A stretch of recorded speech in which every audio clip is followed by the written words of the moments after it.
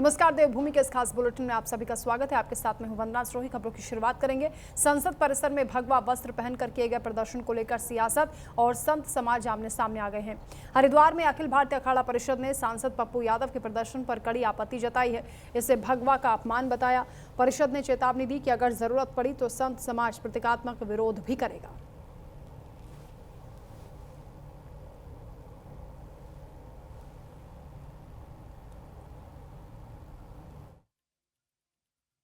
ऐसा है जो पप्पू यादव ने, पहली बात तो मैं उसको एक किस्त करने के बाद न उसको मैं संसद मानता हूं और न भारत के लोकसभा के नंबर मानता हूं, न उसको मानो मानते हैं, क्योंकि जिसको अपने शब्दों का, अपने पद का, उस गर्मामयी पद का उसने जो मखौल बनाया और जो लोकसभा का मखौल बनाया, वो उससे हम लोग को ये लगा कि ये व्यक्ति का गधे बैठाकर, हमारी इच्छा है कि पप्पू यादव को इस सन्यासी भेद के किस्त करने के कारण, अपमान करने का, अकारण दंड देने का। जो पप्पू यादव ने संसद में कृत्य किया है, उससे आज संसद भी शर्मसार है, बिहार की जनता भी शर्मसार है। पप्पू यादव ने जो कृत्य किया है वो बिल्कुल रावण वाला कृत्य किया है, और जिस प्रकार से रावण को आज तक क्षमा नहीं किया गया, क्षमा नहीं किया जा सकता। और आज हमारे अखाड़ा परिषद के अध्यक्ष श्री रविंद्रपुरी जी और महामंत्री हरिगिरी जी महाराज ने जूना अखाड़े में और समस्त संत समाज ने आक्रोशित होकर जो ये निर्णय लिया है, तो उसको गधे पर बैठाकर, जूते की माला पहनाकर, काला मुंह करके उसका जुलूस निकाला जाएगा। पप्पू यादव जी के बारे में मैं क्या कहूँ। एक मनोज तिवारी जी का गाना है, काहे मंगरू अब क्या करवा। अब पप्पू यादव परेशान हो चुके हैं। जो लोकप्रियता उनकी थी वो समाप्त हो चुकी है, और बिहार में अभी उन्हें कोई पूछता नहीं है, परेशान आत्मा हो गए हैं। उनका प्रयास सनातन को बदनाम करूंगा, शायद हो सकता है लोग मुझे पसंद करेंगे। मैं पप्पू जी को कहना चाहूंगा, देखिए जैसे आप पप्पू है वैसे ही हमारे राहुल गांधी जी भी पप्पू है। आपको ऐसा कार्य नहीं करना चाहिए। वहीं हरिद्वार में कांवड़ मेले की रौनक भी चरम पर है। कांवड़ यात्रा के चौथे दिन जिलाधिकारी मयूर दीक्षित और एसएसपी नवनीत सिंह भुल्लर ने शंकराचार्य चौक पर शिव भक्तों का पुष्प वर्षा कर स्वागत किया है। उन्हें फल भी वितरित किए गए हैं। प्रशासन के मुताबिक अब तक करीब 45 लाख श्रद्धालु गंगा जल लेकर अपनी मंजिल की ओर रवाना हो चुके हैं। देखा गया है श्रद्धालुओं में, कांवड़ियों में, सभी हमारे जो जनपद के जितने भी स्टेक होल्डर्स हैं, चाहे वो सरकारी डिपार्टमेंट्स हों, हमारे व्यापार मंडल हो, रोटरी क्लब हो, अन्य संस्थाएं, सभी लोग कांवड़ियों की स्वागत में, उनका यात्रा सफल रहे उसके लिए सभी प्रयत्न कर रहे हैं। इसी क्रम में आज यहाँ पर शिविर भी लगाया गया था, जिसमें कांवड़ यात्रियों का यहाँ पर उनका स्वागत भी किया गया। साथ ही उनको जल पीने का जल, खाने का सामान आदि भी वितरित किया गया है। स्वास्थ्य सुविधाओं को भी लगातार मॉनिटरिंग की जा रही है, और जो भी श्रद्धालु आ रहे हैं अन्य जनपदों से, उनके द्वारा लगातार हमसे वार्ता भी की जा रही है। जगह जगह उनसे फीडबैक भी लिया जा रहा है। जहाँ जहाँ भी सुधार अपेक्षित है उसको सुधार करने के लिए दिन रात अधिकारी भी काम कर रहे हैं। देखिए, हरिद्वार में पूरे देश से और विशेषकर उत्तर भारत से शिव भक्त यहाँ पे आते हैं और गंगा जल लेके अपने गंतव्य को प्रस्थान करते हैं। आज सावन का चौथा दिन है, तो काफी बड़ी संख्या में कांवड़ यात्री यहाँ से प्रस्थान कर रहे हैं जल लेकर। तो चूंकि ये बहुत पैदल जाते हैं, कोई 100 किलोमीटर पैदल जाते हैं, तो उनको फैसिलिटेट करने के लिए कि वो कंफर्टेबल रहे, उनकी यात्रा को हम सुविधाजनक कर सकें, उनको कम समस्याओं का सामना करना पड़े, इसके लिए हरिद्वार पुलिस और प्रशासन पूरी तरह सतर्क है, अलर्ट है और गियर अप है। तो प्रयास यही है कि जितने भी बाहर से शिव भक्त आ रहे हैं उनको हम जो मैक्सिमम सुविधाएं हैं वो प्रदान कर सकें। फ्लूड बांटे जा रहे हैं, धन्यवाद करते हैं। बढ़िया लग रहा है जी। 260 किलोमीटर लग जाएंगे, 7 दिन, हफ्ता लग जाएगा कम से कम, 20 या 25 किलोमीटर। ये मेरा हफ्ते का सफर है। पिथौरागढ़ के बेरीनाग में 6 दिनों से चल रहा जन आंदोलन फिलहाल खत्म हो गया है। बताया जा रहा है कि स्थानीय विधायक फकीर राम टमटा के लिखित आश्वासन के बाद आंदोलनकारियों ने धरना खत्म कर दिया है। कॉलेज सड़क, सीएससी को उप जिला अस्पताल का दर्जा और खेल मैदान को स्टेडियम बनाने की मांग पर 2 महीने में कार्रवाई का भरोसा दिया गया है।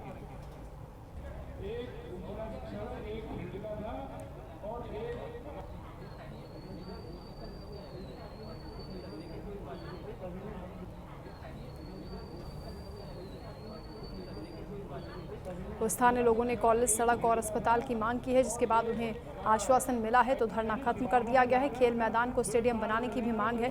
इन सभी मांगों पर उन्हें लिखित में आश्वासन मिला है कि जल्द ही उनकी मांगें पूरी की जाएंगी, जिसके बाद जन आंदोलन फिलहाल खत्म किया गया।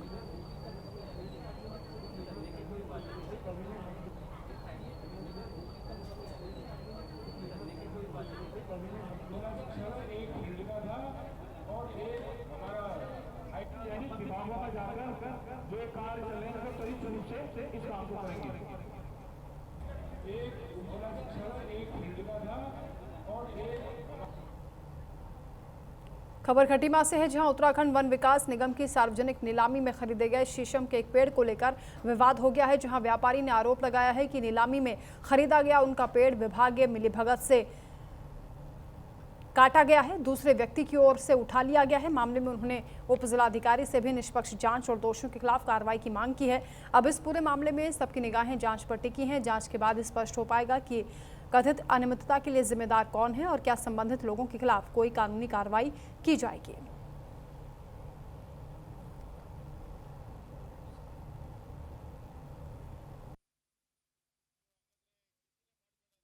विकास निगम के खटीमा डिपो के सार्वजनिक नीलाम में 11 जून 2026 को 275 नंबर लाट, जिसकी लोकेशन पुरानी ITI के सामने टिगरी चौराहा अमाऊ बताया गया था।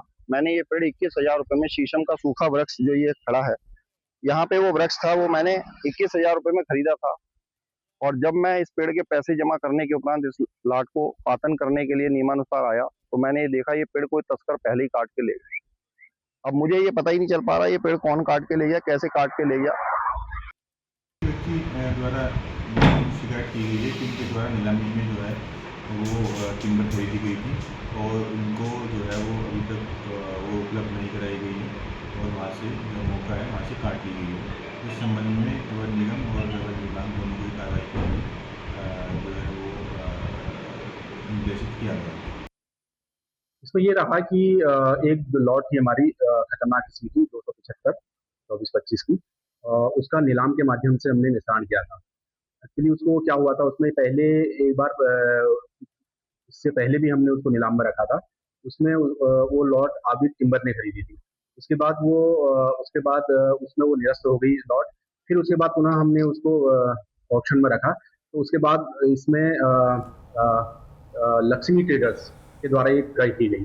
बाद में पता लगा कि जब लक्ष्मी ट्रेडर वहां गए, उसमें उन्होंने भी देखा, उनके माध्यम से मुझे पता लगा कि वो जो लॉट है वो किसी ने कहा। वही चंपावत में विकास कार्यों की रफ्तार और गुणवत्ता को लेकर जिलाधिकारी मनीष कुमार ने सख्त रुख अपना लिया है। जिला अस्पताल से रोडवेज तक सड़क, पार्किंग, पेयजल, पाइपलाइन, नालियों और सिटी सेंटर का निरीक्षण करते हुए डीएम ने अधिकारियों को गड्ढे भरने, जल निकासी को दुरुस्त करने और सभी निर्माण कार्यों को तय समय में पूरा करने के निर्देश दिए हैं। जनहित के कार्यों में लापरवाही पर उन्होंने नाराजगी भी जताई है।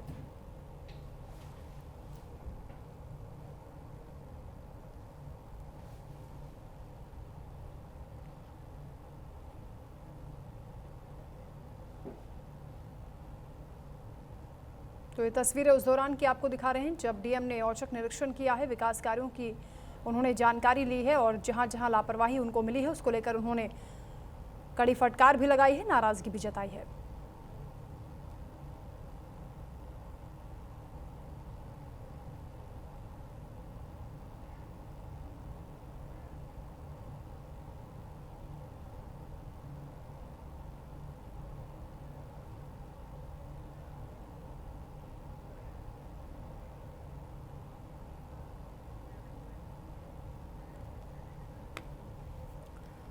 तो चंपावत से तस्वीरें सामने आई हैं जहां विकास कार्यों का निरीक्षण करने के लिए खुद डीएम सड़कों पर उतरे हैं। डीएम मनीष कुमार ने सख्त रुख अपनाया है और लापरवाही, अनियमितता होने पर कार्रवाई की बात कही है, कड़ी नाराजगी भी जताई है।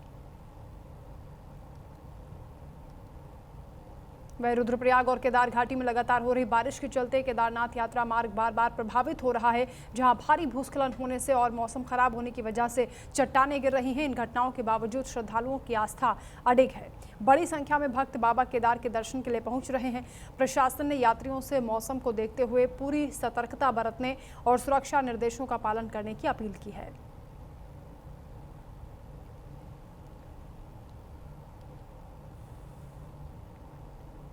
तो मौसम बिगड़ा हुआ है, लगातार बारिश हो रही है, भूस्खलन हो रहा है, उसके बावजूद भक्तों की संख्या में कमी नहीं आ रही है। लगातार ये संख्या बढ़ती जा रही है। हालांकि प्रशासन की ओर से अपील की गई है कि मौसम को देखते हुए ही आप यात्रा करें, अपनी सुरक्षा को सुनिश्चित करें, प्रशासन का सहयोग करें।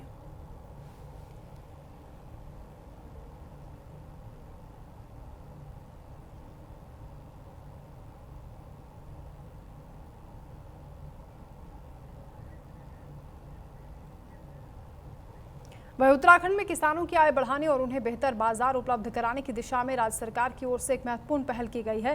कैबिनेट मंत्री गणेश जोशी की मौजूदगी में उद्यान विभाग ने भारत तिब्बत सीमा पुलिस और सशस्त्र सीमा पुलिस के साथ एक महत्वपूर्ण एमओयू पर हस्ताक्षर किए हैं। इस समझौते के तहत प्रदेश के किसानों से फल और सब्जियां खरीदकर आईटीबीपी और एसएसबी को उपलब्ध कराई जाएंगी। इससे एक तरफ किसानों को उनकी उपज का बेहतर मूल्य मिलेगा, तो वहीं दूसरी ओर सीमा पर तैनात जवानों को ताज़ा और ऑर्गेनिक फल सब्जियां भी मिल पाएंगे। ये पहल कृषि और सुरक्षा बलों की ओर से लाभकारी साबित होगी दोनों के लिए, क्योंकि किसानों को भी फायदा होगा और जवानों को भी ऑर्गेनिक फल सब्जियां मिल पाएंगे। देखिए, एक किसानों की इनकम बढ़ाने की दिशा में एक बहुत बड़ा कदम है और मैं आईटीबीपी के अधिकारियों को भी, जिन्होंने हमारे साथ एमओयू किया, जहां इससे हमारे किसानों की आय बढ़ेगी, हमारे रक्षा करने वाले जवानों का भी स्वास्थ्य ठीक रहेगा, क्योंकि ताज़ी सब्जियां उनको उपलब्ध होगी। और इसके लिए अपने विभाग के अधिकारी को भी मैं शाबाशी देता हूँ। वह उत्तराखंड में पौधारोपण योजना को लेकर सियासत गर्मा गई है। विपक्ष ने कैबिनेट मंत्री गणेश जोशी पर निशाना साधते हुए पौधों की खरीद में अनियमितताओं की आशंका जताई है। विपक्ष ने मामले की जांच और कार्रवाई की मांग की है, तो वहीं इन आरोपों पर मंत्री की ओर से अभी कोई आधिकारिक प्रतिक्रिया सामने नहीं आई है। तो मंत्री गणेश जोशी पर विपक्ष ने निशाना साधा है, आरोप लगाए हैं। याद है 2025 की बात है और मॉनसून के ही समय में करीब जो है इसी तरीके से 8 लाख या 10 लाख रुपए के पौधे बांटने की बात आई थी, जिसमें सबसे बड़ा खुलासा हुआ था घोटाले का कि 10 रुपए के पौधे को 100 रुपए में खरीदा गया था। तो ये जब मुझे लगता है गणेश जोशी जी को अपनी विधानसभा में कोई कार्य मतलब अपने वोट बैंक के लिए जनता को कुछ बांटना होता है या कुछ करना होता है, तो इस तरीके की स्कीम लेके आ जाते हैं। 10 की चीज जो है 100 में खरीदेंगे, 10 लाख का जो है बजट बनाएंगे, 1 लाख रुपए खर्च होंगे, बाकी जो है जनता को बांटने का। खबर ऋषिकेश से है, जहां किंग ऑफ उत्तराखंड नाम को लेकर विवाद हो गया है। कुछ सामाजिक कार्यकर्ताओं की ओर से कोतवाली पहुंचकर अवैध वसूली और ब्लैकमेलिंग का आरोप लगाते हुए पुलिस को तहरीर दी गई है। शिकायतकर्ताओं ने आरोपों की निष्पक्ष जांच कर दोषियों के खिलाफ सख्त कार्रवाई की मांग की है। पुलिस इस मामले की जांच पड़ताल में जुट गई है।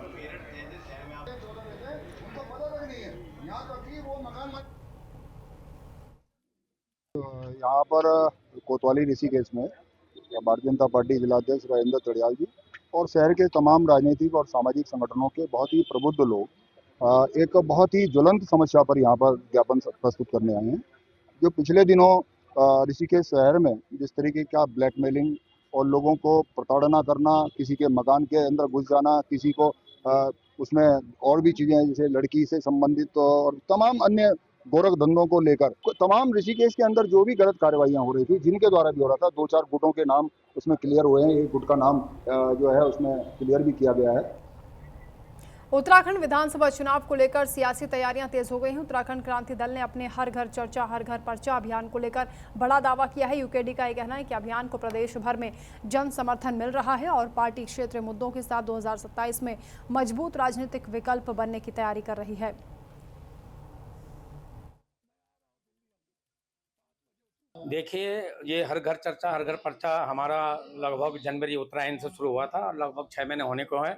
और इसकी जरूरत क्यों पड़ी थी? इसकी जरूरत इसलिए पड़ी थी कि जिस प्रकार से राष्ट्रीय दलों ने उत्तराखंड क्रांति दल के प्रति जो उनके बारे में जो गलत छवि जनता में भेज दी थी, उसके लिए इसकी जरूरत पड़ी है। और आज जब हम हर घर चर्चा हर घर पर्चा के साथ जनता के बीच गए हैं, इसके बहुत ही सकारात्मक हमारे पास रिजल्ट मिल रहे हैं। और आप देख रहे हैं लगातार बड़े बड़े बुद्धिजीवी, चांसलर और प्रधानाचार्य और बड़े इंजीनियर और बड़े बड़े पदों से जो लोग, बड़े बुद्धिजीवी जो बाहर तक विदेशों में नौकरी करके आए हैं, वो लोग हमसे जुड़ रहे हैं। बहुत सकारात्मक हमको रिजल्ट मिल रहा है और निस्संदेह 2027 में जो उत्तराखंड क्रांति दल का देहरादून पुलिस ने ऑपरेशन प्रहार के तहत भूमाफियाओं के खिलाफ बड़ी कार्रवाई करते हुए करोड़ों की जमीन हड़पने की साजिश का पर्दाफाश किया।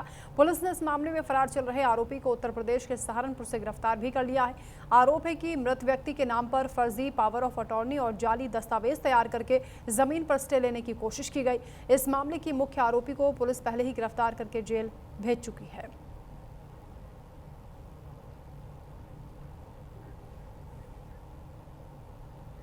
वहीं नैनीताल में जूट बैग ने महिलाओं के सपनों को नई उड़ान दे दी है। आत्मनिर्भर बनाने के उद्देश्य से 35 दिवसीय निःशुल्क प्रशिक्षण कार्यक्रम का समापन हुआ है, जिसमें 25 स्वयं सहायता समूहों से जुड़ी महिलाओं ने जूट बैग और हैंडीक्राफ्ट उत्पाद बनाना सीखा है। अब ये महिलाएं हुनर के जरिए स्वरोजगार की राह पर आगे बढ़ने के लिए तैयार हैं। तो 35 दिन की ट्रेनिंग इन महिलाओं को दी गई है, जिसके जरिए इन्हें हस्तशिल्प चीज़ों को बनाने की ट्रेनिंग मिली है।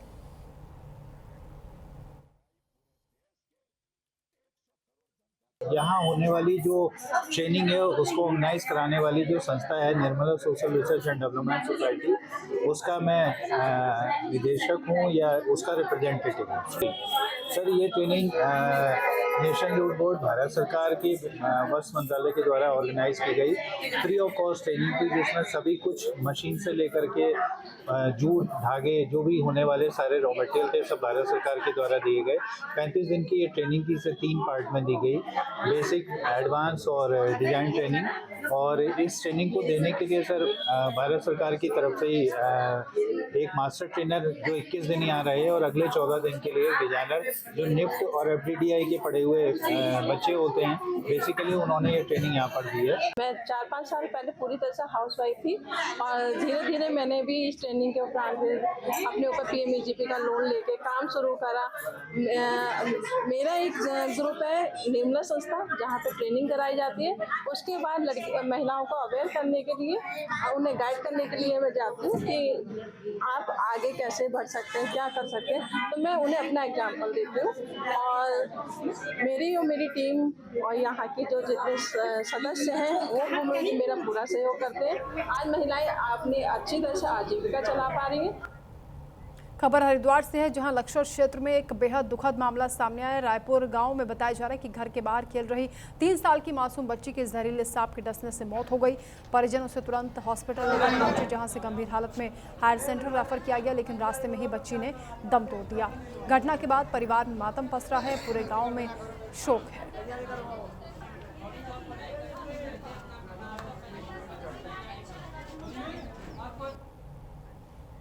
वहीं देहरादून में नशा तस्करों के खिलाफ पुलिस ने बड़ी कार्रवाई की है। ऑपरेशन प्रहार के तहत प्रेमनगर पुलिस ने 2 स्मैक तस्करों को गिरफ्तार किया है। इन आरोपियों के कब्जे से करीब भारी मात्रा में स्मैक, पिस्टल, कारतूस और बाइक बरामद हुई है। पुलिस के मुताबिक आरोपी सहारनपुर से स्मैक लाकर कॉलेज छात्रों और PG या हॉस्टल में रहने वाले युवाओं को निशाना बनाने की फिराक में था। दोनों के खिलाफ NDPS एक्ट के तहत कार्रवाई की जा रही है।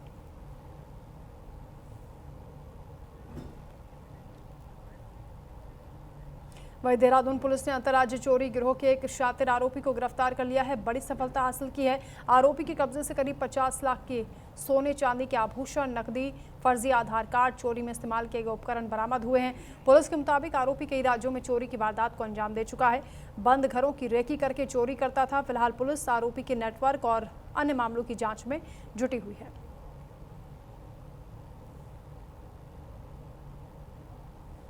एक अंतर्राज्यीय चोर जो खासकर पूरे देश में अलग अलग जगह पे इसके द्वारा चोरियां की जाती रही हैं, जो न सिर्फ उत्तराखंड के ऋषिकेश क्षेत्र में बल्कि गुजरात में, अहमदाबाद में, गुंटूर में या अन्य विभिन्न स्थानों पर इसके द्वारा यह चोरी की गई। और ये व्यक्ति अकेले ही चोरी को अंजाम देता है और बड़ी चोरियों को ये अंजाम देता था। एम्स में इलाज के बहाने एम्स के अंदर गया, जो हाईली सिक्योर्ड प्लेस है, वहाँ पर रेकी करके इसके द्वारा उनके द्वारा पुलिस को ये बताया गया कि उनके घर से काफ़ी सारा नकदी, ज्वेलरी और पैसा चोरी करके कोई व्यक्ति लिया गया है। आसपास के जो CCTV फुटेज वगैरह खंगाले गए तो उसमें एक व्यक्ति जो वहाँ से जाता हुआ दिखाई दिया। जब उसको बैक ट्रैक करके हम लोगों ने कोशिश करी, लगातार उसका पीछा किया। वहीं चंपावत से दर्दनाक हादसे की एक खबर सामने आई है, जहां बीएसएनएल लाइन बिछाने के दौरान पोल हाई वोल्टेज बिजली लाइन से टकरा गया, जिससे करंट लगने से एक नेपाली मजदूर की मौत हो गई, जबकि एक अन्य गंभीर रूप से झुलस गया है। हादसे के बाद सुरक्षा मानकों की अनदेखी और बिना शटडाउन काम कराने को लेकर ठेकेदार पर सवाल उठे हैं।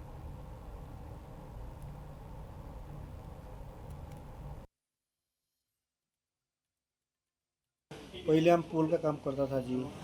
पुल खड़ा करने टाइम में 4 आदमी पुल खड़ा करता था, करने टाइम में ऊपर उस पर टॉस हुई है। किस पे? आगे ऊपर करंट वाला लाइन था ना, करंट वाला लाइन पे पुल टॉस हुई है, तब उस वजह से 4 आदमी को पकड़ा। 4 आदमी को करंट पकड़ने टाइम में वो 3 आदमी, एक आदमी को पकड़ा, 3 आदमी को फेंक दिए, तब एक आदमी का डेड हो गया। इनको कंडीशन ऐसी।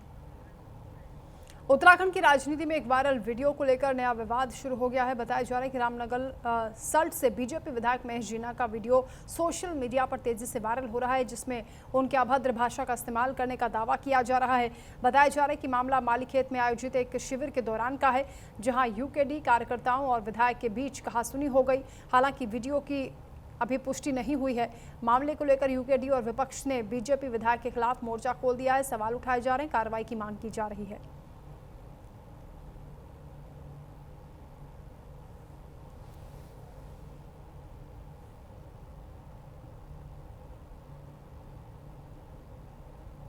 तो बीजेपी विधायक का ये वीडियो बताया जा रहा है।